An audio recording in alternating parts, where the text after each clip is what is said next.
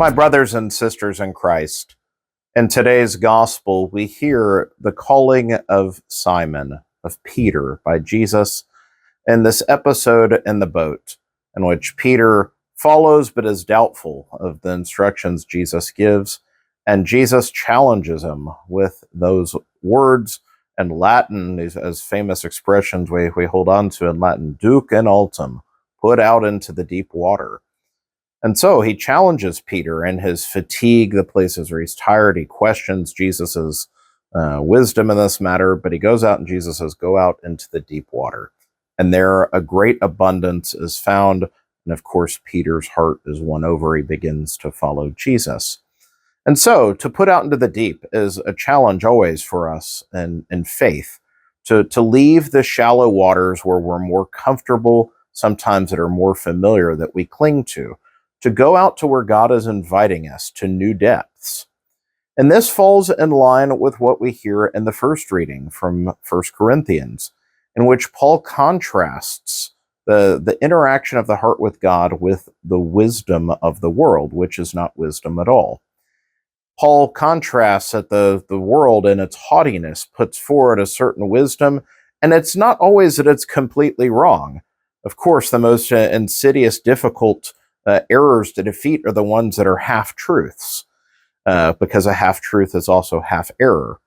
And so the world, while it knows certain things, gets caught up in its own self-reflection, and mankind always exalts itself over God.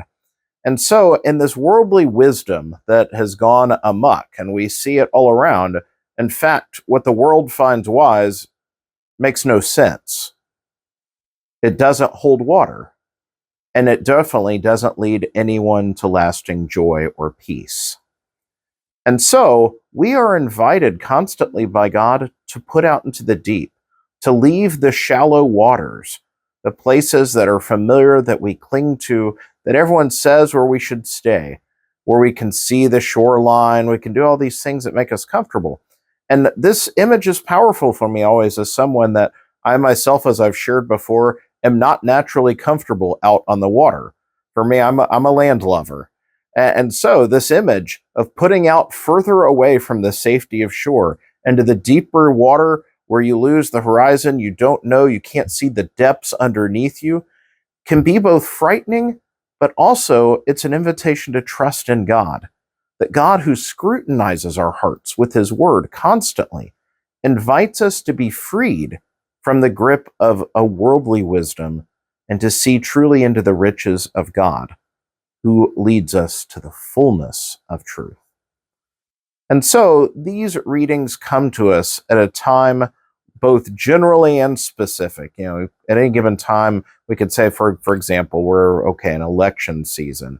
And as the messages will bombard from left to right, right to left, to others, to independents, to the media, whatever. Well, we're in the political machine right now, the campaigning of what gets scrutinized, what gets challenged, what doesn't get challenged.